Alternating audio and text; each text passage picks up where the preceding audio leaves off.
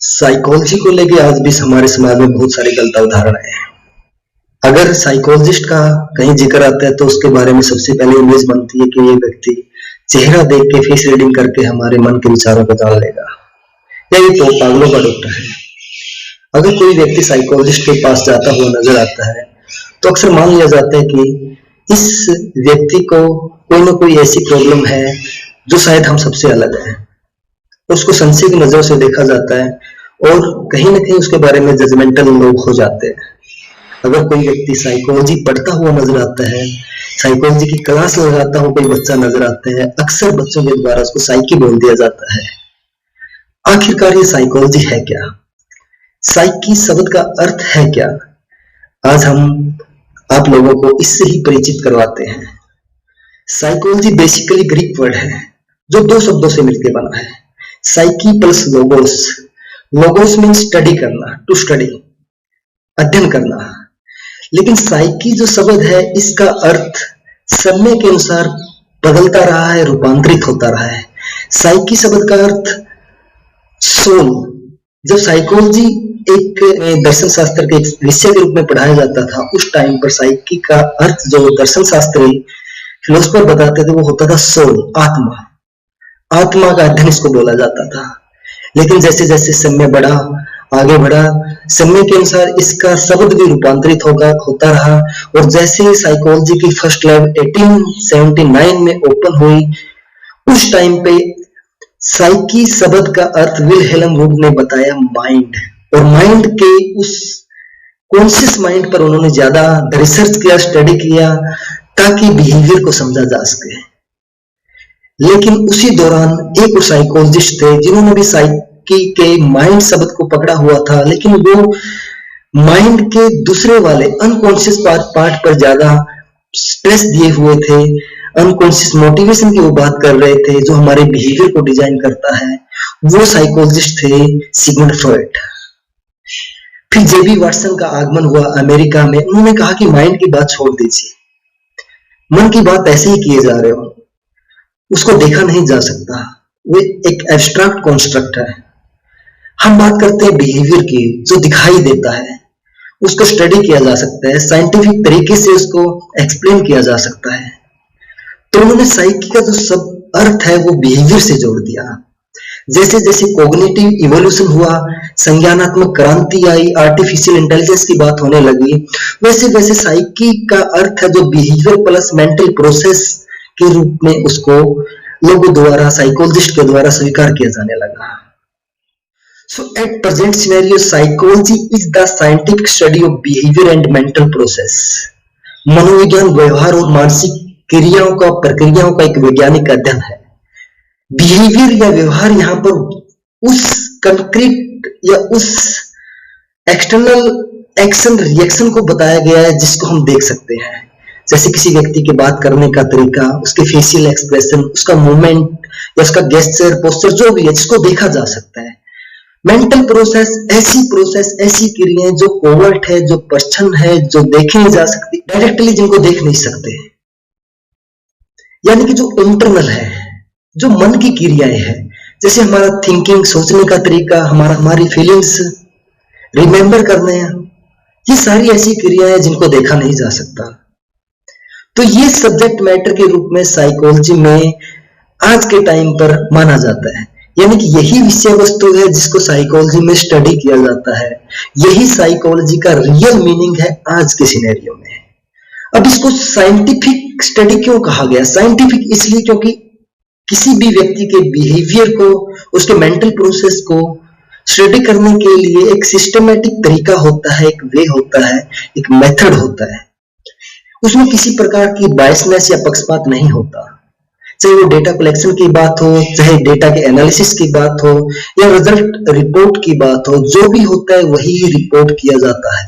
अगर फिर भी किसी को कोई संशय इसमें रहता है तो रीएप्लीकेशन का भी यहाँ पर प्रावधान होता है, ताकि उस बिहेवियर को दोबारा से, स्टडी को दोबारा से कंडक्ट करके उस बिहेवियर के किसी प्रकार के संशय को दूर किया जा सके कि उसका कारण क्या था। तो इसी वजह से आज इसको साइंटिफिक यानी कि एक साइंस के रूप में माना जाता है। अब बात आती है कि साइकोलॉजी या साइकोलॉजिस्ट क्या काम करते हैं, या साइकोलॉजी पढ़ने का मेन पर्पज क्या है, क्या गोल है इसके, क्या हम इससे सीख सकते हैं, या किसी साइकोलॉजिस्ट के पास जाते हैं तो वो किस प्रकार से कैसे हमारी हेल्प करता है, क्या कंट्रीब्यूट करता है सोसाइटी में। तो सबसे पहला गोल जो है इसका वो है डिस्क्रिप्शन, विवरण देना। व्हाट इज हैपनिंग, हो क्या रहा है, कोई इवेंट हो, कोई किसी प्रकार का बिहेवियर किसी भी व्यक्ति के द्वारा जब किया जाता है तो उसको डिस्क्राइब करना होता है कि क्या हो रहा है, क्या क्या देखा गया, किस व्यक्ति के बारे में देखा गया, कब देखा गया।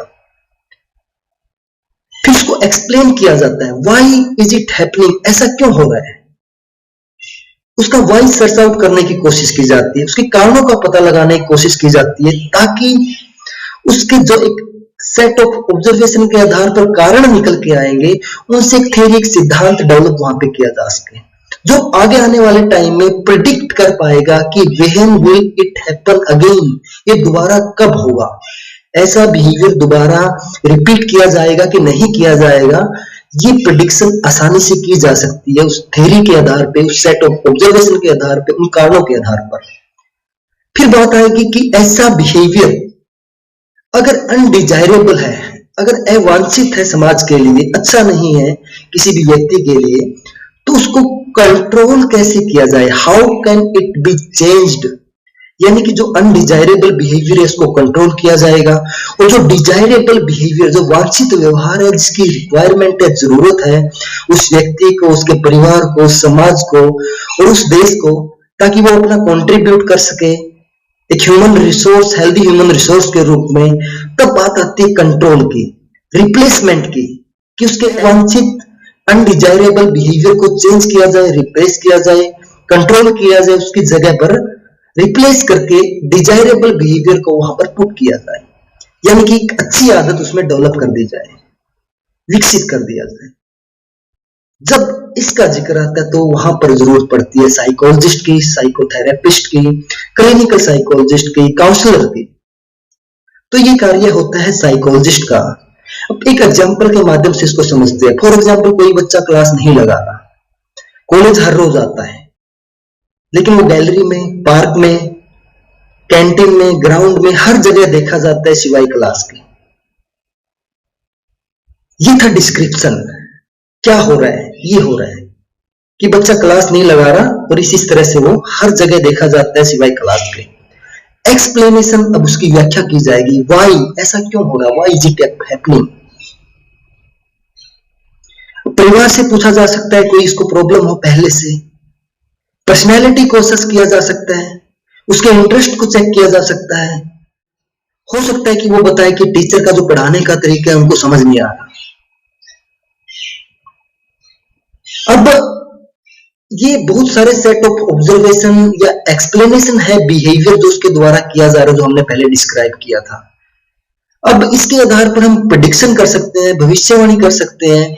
मान लीजिए किसी व्यक्ति की, किसी बच्चे की पर्सनैलिटी ही ऐसी है, उदंड है, वो नहीं आना चाहता क्लास में, उसका पुराना रिकॉर्ड भी यही बता रहा है, तो उसके आधार पर हम प्रेडिक्ट कर सकते हैं कि जो एक क्वेश्चन बनता है, when will it happen again, कि ये दोबारा कब होगा, ऐसा बिहेवियर दोबारा रिपीट होगा नहीं होगा। हम कहेंगे कि ऐसा ही होगा अगर उसकी पर्सनैलिटी में बदलाव नहीं आया, उसकी हैबिट्स में अगर बदलाव नहीं किया गया टाइम से, ऐसा ही होगा।